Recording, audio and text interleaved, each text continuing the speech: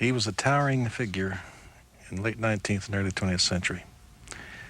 He was an individual that shaped both American domestic and foreign policies, at least from the late 1890s to the early 19 teens at least.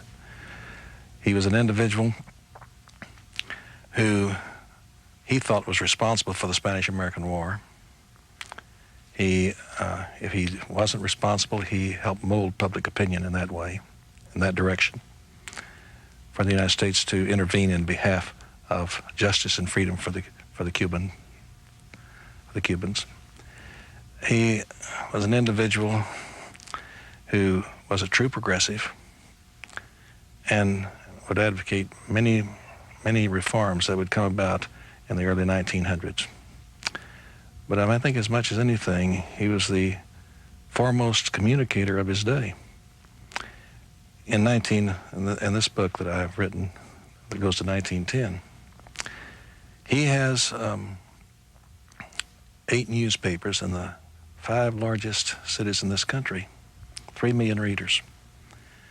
And since there was no radio, since there was no television, radio 1920, and I think television first in 1939, but really after World War II, his effect upon American policies and American way of life were tremendous. Well, this came in view from the fact that in October 1898, he would produce a cartoon that Richard Ockholt called The Yellow Kid. It was a color cartoon, the first time that you had color cartoons, and you would have bright yellow. Here was the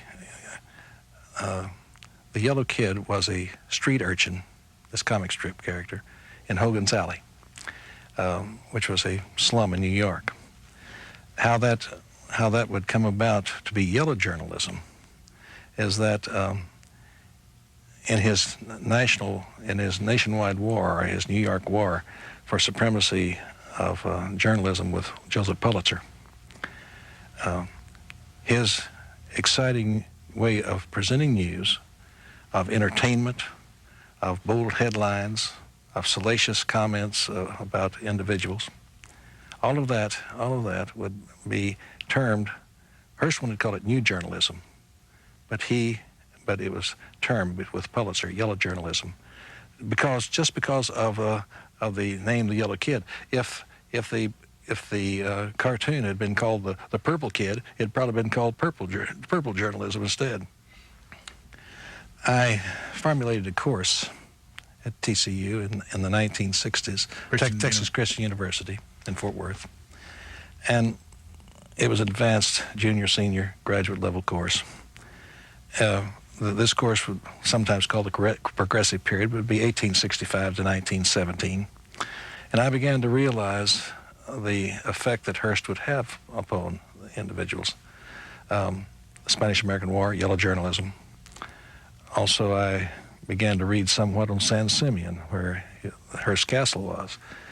And it made me realize I wanted to know more about him, especially after reading in the American Historical Journal, where they would send out to me, I'm a life member, and every 6 months to a year, I would see in the mid-1960s where it would say, new papers coming in to the Hearst collection at the Bancroft Library at Cal Berkeley, at University of California, Berkeley. I would see that yearly.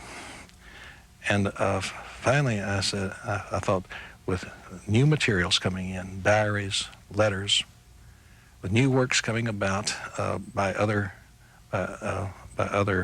historians that would, other biographies, like Hearst was involved with William Jennings Bryan. There are 3 biographies on him after the 1960s at the last biography. I began to realize that there must be something here, an untold story as yet. I realized the type of journalism that Hearst had. It may have been yellow journalism, but I didn't realize how much he fabricated in the Spanish-American War. How he would make up things, as long as it was interesting, as long as it gained results, as long as it was entertaining. Then that was he would accept that. We call it tabloid journalism today, I would say. I think he's one of the forerunners of tabloid journalism. He would be a man who would want to shape domestic and foreign policy.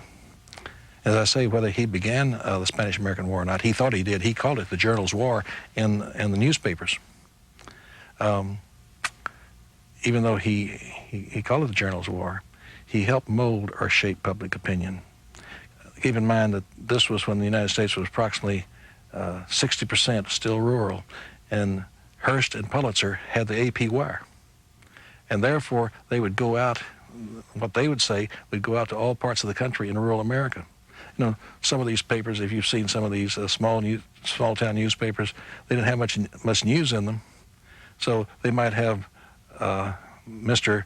Leary's cow got into Mrs. So-and-so's cabbage, something like that, you know, just mundane type of things. They would now be able to use these stories that were put out by Pulitzer and Hearst. He ran the first time in 1902. He ran in 1902 for Congress. He ran 2 terms. He served in the 58th and 59th Congresses. He then decided he would run for president, and in the 1904, he came in second. He was a Democrat, and he came in second in the Democratic process for nomination for president. Alton B. Parker of New York defeated him. He then decided that he wanted to be governor. He really wanted to be president of the United States. Hearst was a type of individual that never wanted to be second on anything. He wanted to excel. And he decided, therefore, that he really wanted to be governor. He tried to manipulate in certain ways to get somebody else to run for mayor of New York. Then he decided to run for mayor in 1905, was defeated. Then in 1906, he did run for governor against Charles Evans Hughes and was defeated. And no, by 57,000 votes by Hughes. In 1905 for mayor, it was what was called the stolen election. He fought against Tammany Hall, the great Democratic organization in New York, boss organization in New York. And the action, it was called the stolen election. He was defeated by some 3,400 votes out of over 500,000 cast. And they later would try to check on or have a recount, but there were 101 boxes where there were more ballots cast than there were voters registered. And so the courts finally said, we can't have all this recounted. But he gained tremendous fame from being the uncrowned mayor of New York in 05. Then he ran for governor in 06, defeated, 57,000. He would then run again in 1909 for mayor against a man by the name of Gaynor, and he came in third. And that was his last re-election where he headed a ticket. He would run again in 1910, one time for lieutenant governor, but he did not. That's the only time he did not campaign, and he was defeated there. He ran for president once in 1904. Another book's in the works. It was seemed to be a stopping point. The man lives for 88 years. He died in 1951 on August 13th, 1951. This is the first 47 years of his life. In turn, these are the productive years as far as journalism is concerned. And also, this is the end of his political career. Although he wants to run for president again, he never has that chance, and he's never a candidate. Granddaughter. She was married. She's married. Her father was one of the 5 sons, and the only one that's alive today, as a matter of fact.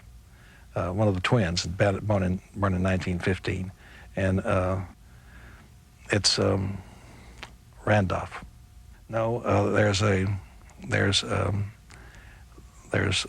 George, William Randolph, Bill Jr.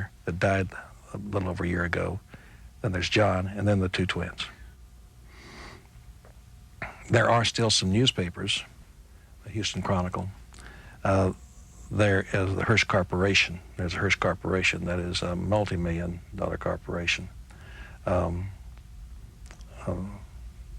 Magazines, things of this sort, but not of the stature, and it's not known as it was at this time, because everything that Hearst, every one of his newspapers, it would be known as the Hearst newspaper.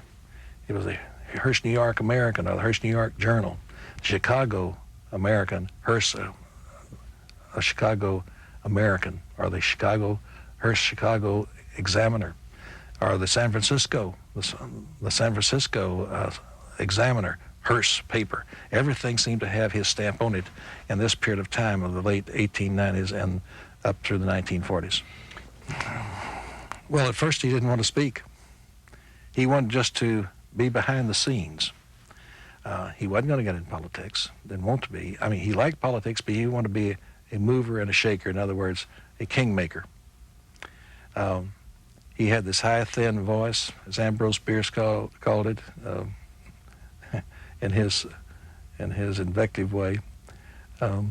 He said it was like crushed violets turned audible.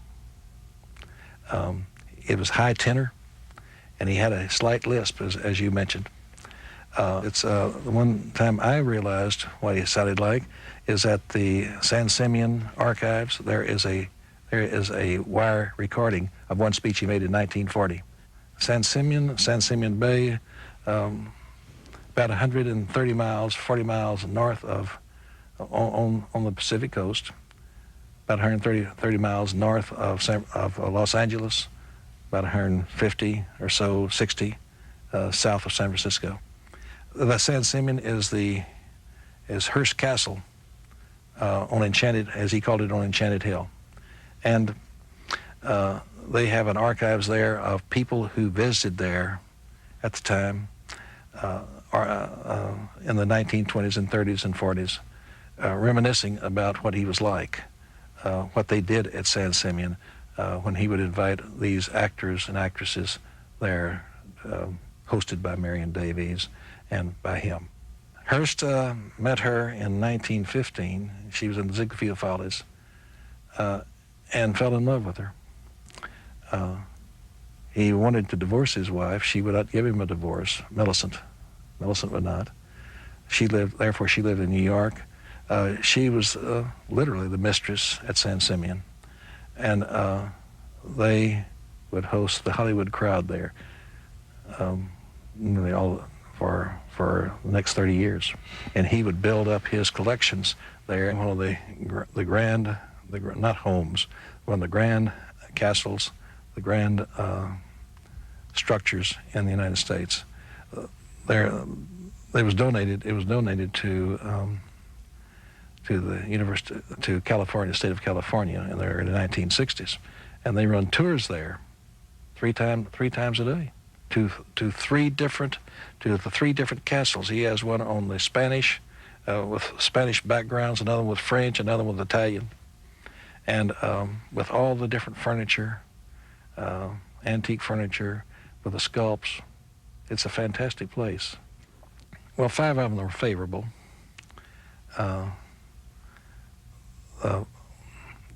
3 of them worked for him. Mrs. Fremont Older, and her husband was an editor. John Winkler worked with him and was an editor and had 2 books. But there were 5 of them in all. Bill Swanberg did it on his own, but had support from the Hearst family. And then there are 2 negative biographies, one by Lundberg, which not well written or edited, but it was a negative one, and another one by Carlson and Bates. They were better, but they were still maybe negative, and they were both in the 1930s. Well, first about how he fashioned his career in journalism, how he fashioned his papers. Well, I went through daily the newspapers. Any number of people had said that the papers reflected the character and the vision of Hearst, the personality of Hearst. I read the New York beginning of when he began the New York Journal, beginning November. Well, I really began it in October 1895 and went all the way through 1910 daily. Charted it. Well, partly at the Library of Congress, and then there would also be at Texas Christian University, interlibrary loan. They would give me, they would have this information for me. Oh yes, microfilm, yes, and go 8 hours a day reading that microfilm. It can be brutal, but you find out a great deal about the man and about his papers. I ran the San Francisco Examiner from 1880 to 1895 when he would leave for New York. Yes, every day. Charted it, outlined it, so I would know what was happening. Found out what the man was like. In turn, if it reflects his newspapers, which reflects his personality, which I think it did. Well, I would go at them piecemeal, meaning I would take so many years, and then I would write a chapter. I would have the other background on the primary sources already, the manuscript materials, and secondary. Then I would go through and read so many years in the newspapers. But I would also read. I read briefly the San Francisco Chronicle at different places. No, he didn't. I also wanted to make sure I read all of the New York Times from 1895 to 1910, and I read the World for about 4 years in there daily. That was Joseph Pulitzer. It was when he was first year that he was at the one of the few times he would ever use any type of profanity or any negative aspects on anyone. It was his first year, and he didn't realize how strenuous a job, being at 23, how strenuous a job is going to be for a young editor. He was editor of the San Francisco Examiner. His father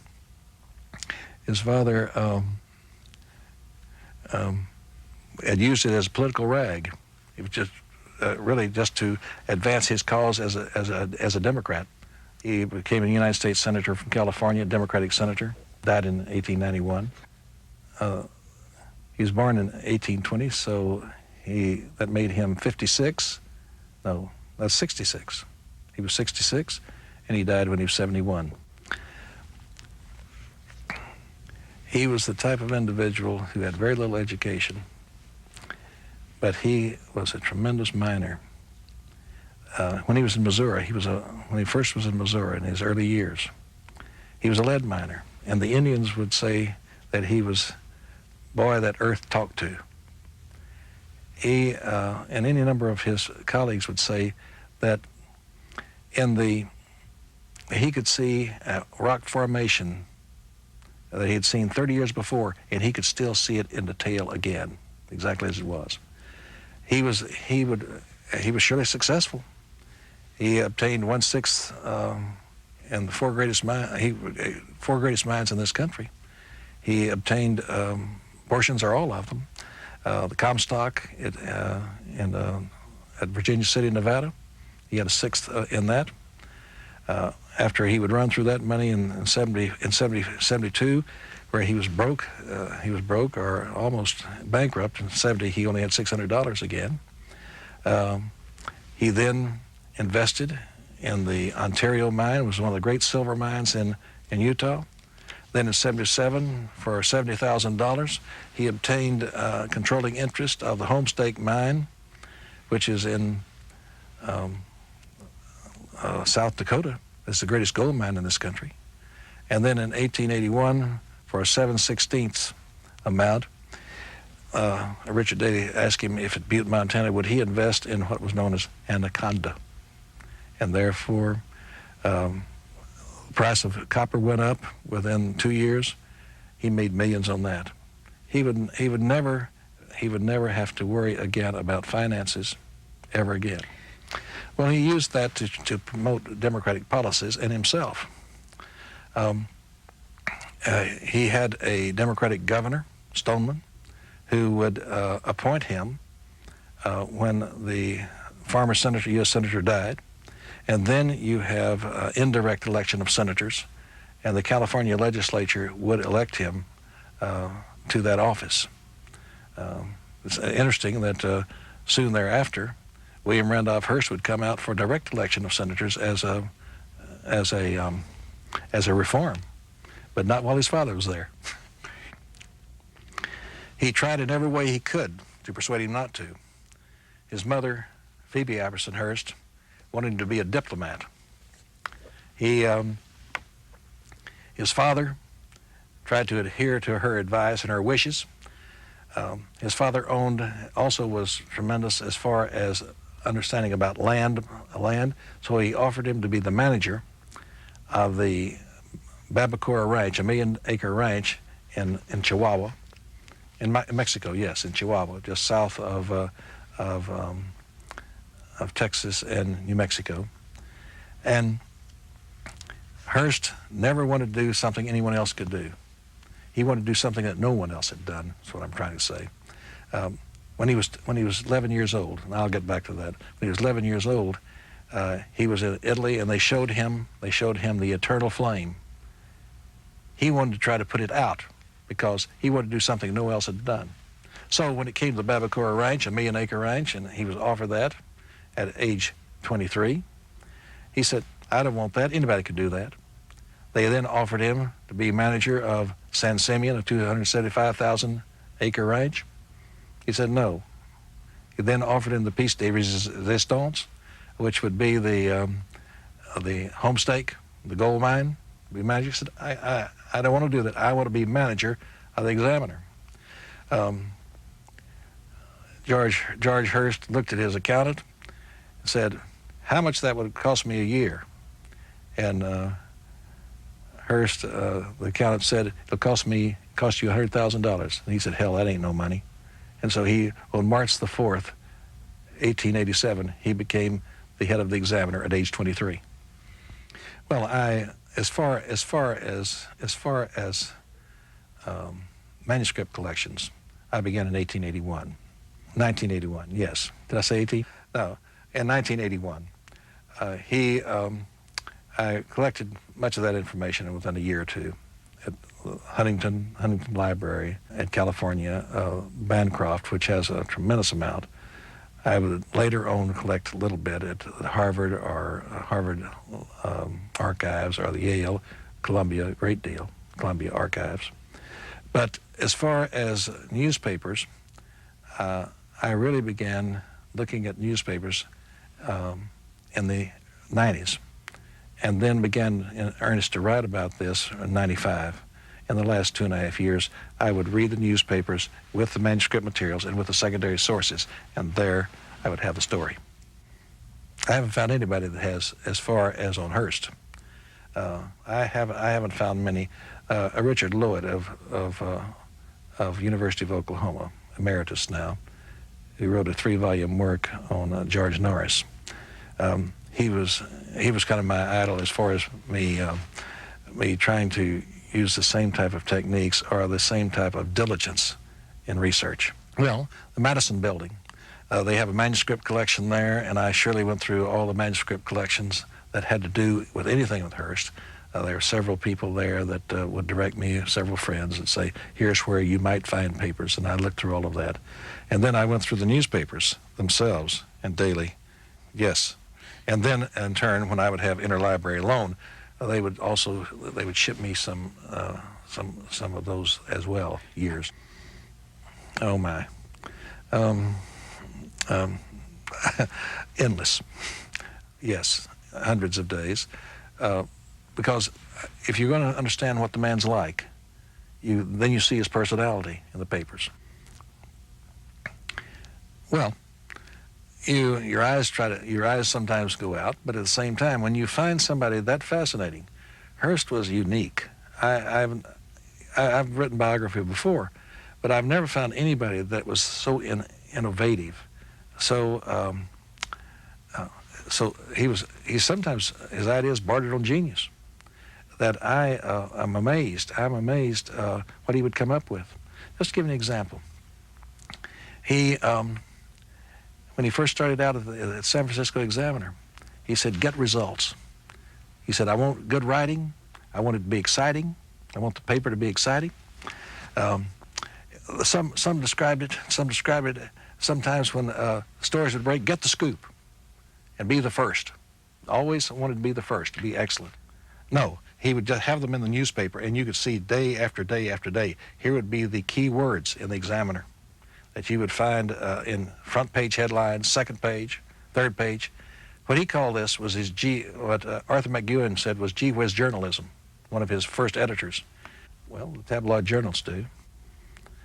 I think at times we have seen where they focus on whether it be innuendo, or maybe not innuendo, but without corroborating evidence, but will put it forward. Well, until I would get through a certain section, it might be. I would average. Every month would take me, since I'm outlining each paper, seeing what happens on every page.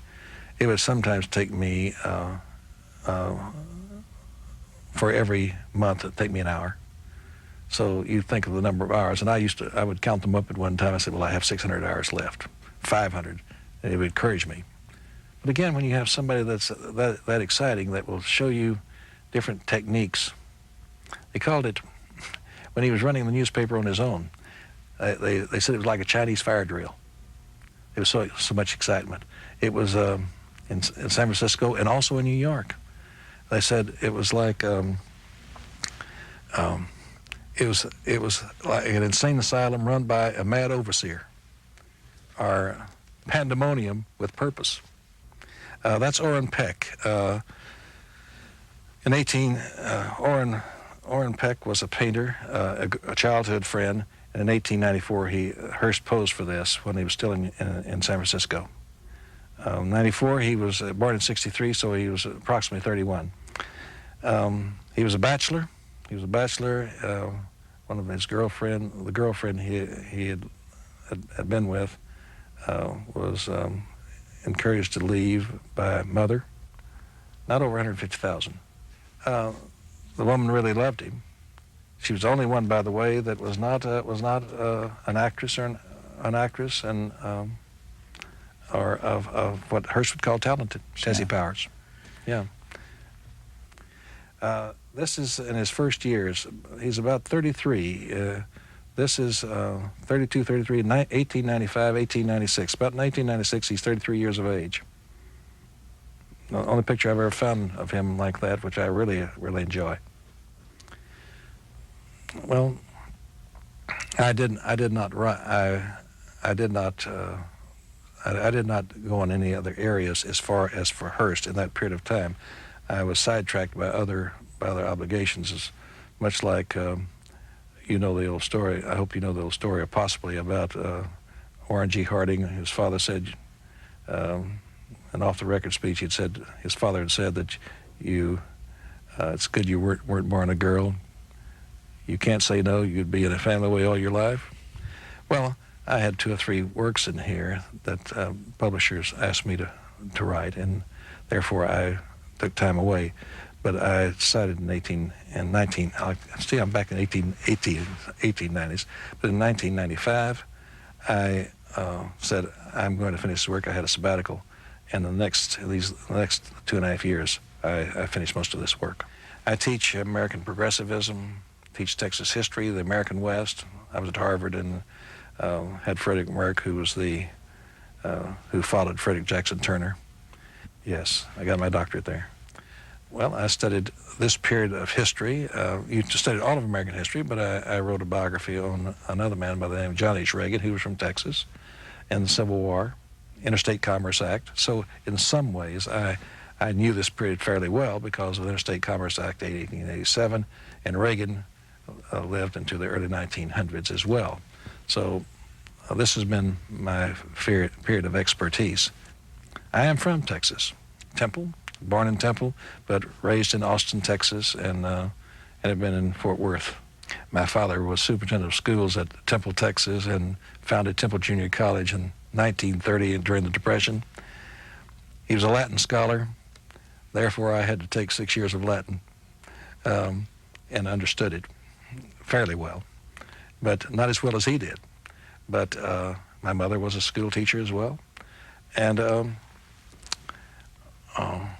they pushed me toward education as well as athletics, and therefore, since I decided I wasn't going to be a coach, I started to be a coach, and when I decided that that wasn't the place I wanted to be, luckily, I decided that I would be a college professor.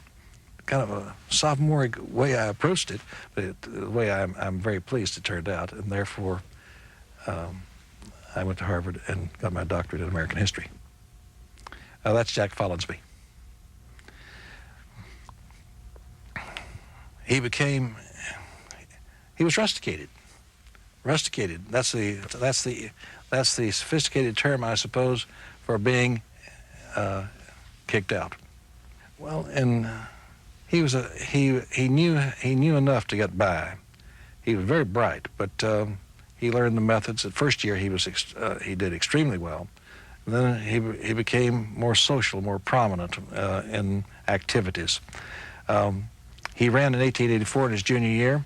In the fall, he ran the campaign for Grover Cleveland for president in the Cambridge community and at Harvard. The Harvard faculty became aware of him. Then in the spring and in the summer, late fall and spring, he became the co-editor of the Lampoon, magazine, a humor magazine. Did well on that.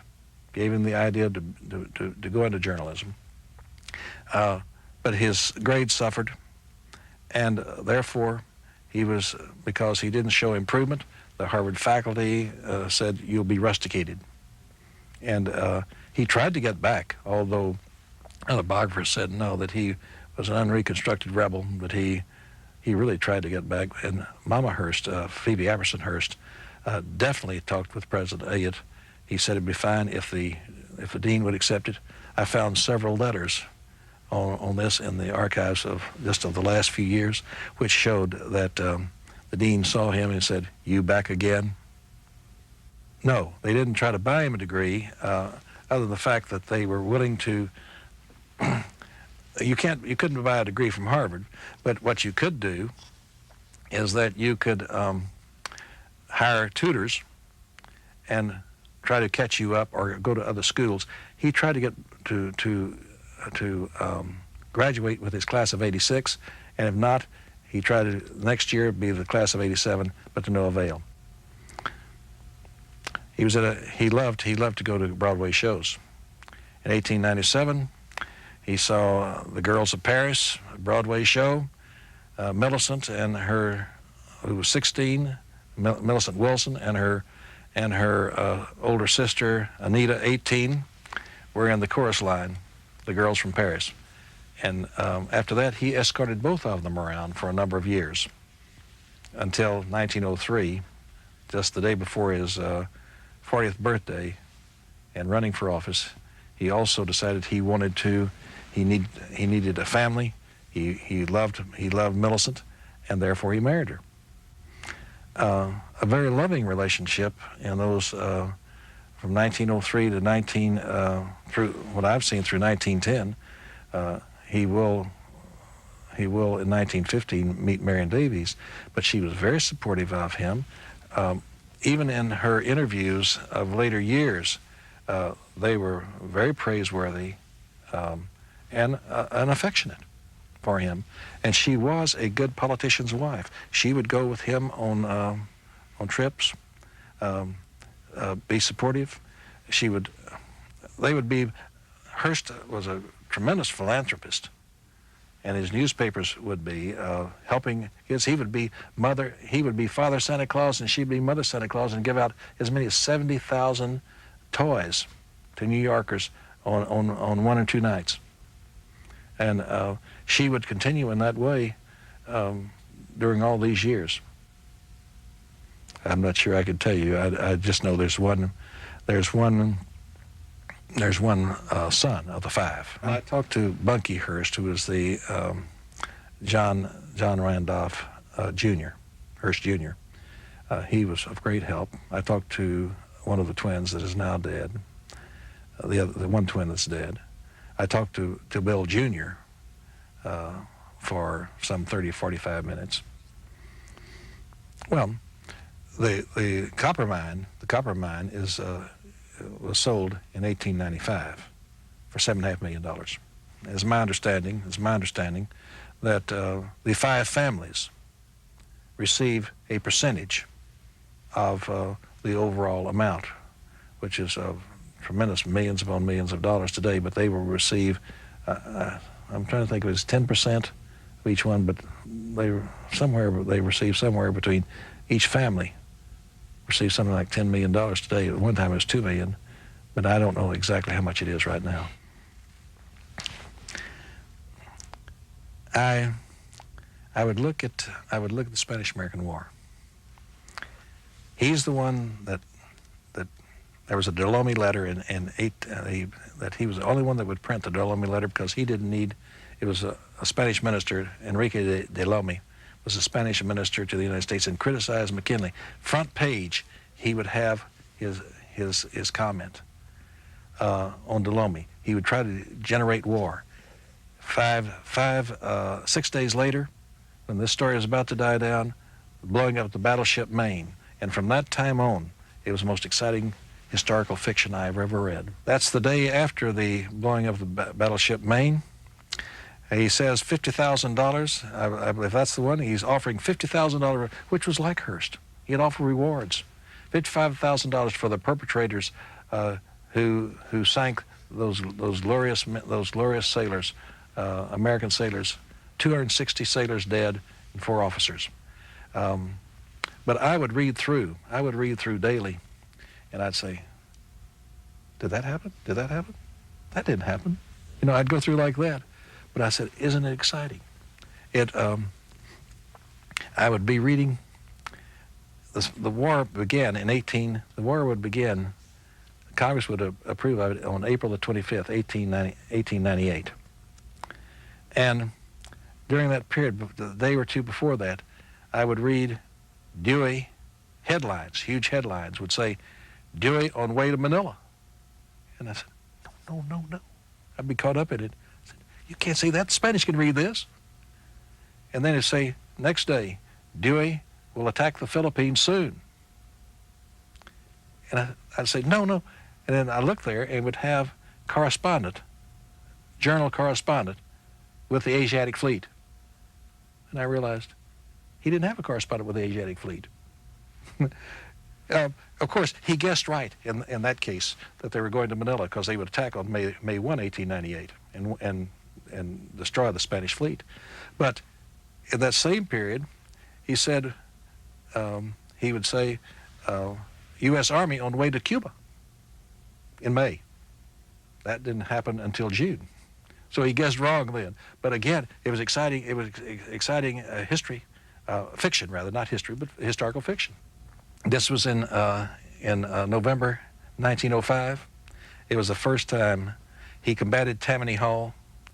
He thought he had the election won, and the first headline out, the first news of that morning, the first morning paper, had that in there, W.R. Hearst elected mayor. And then they found out that even with this close race, where there were stuffed ballot boxes, any number of his people beaten at the polls with clubs and things of this sort, intimidated, even so he thought he had it won.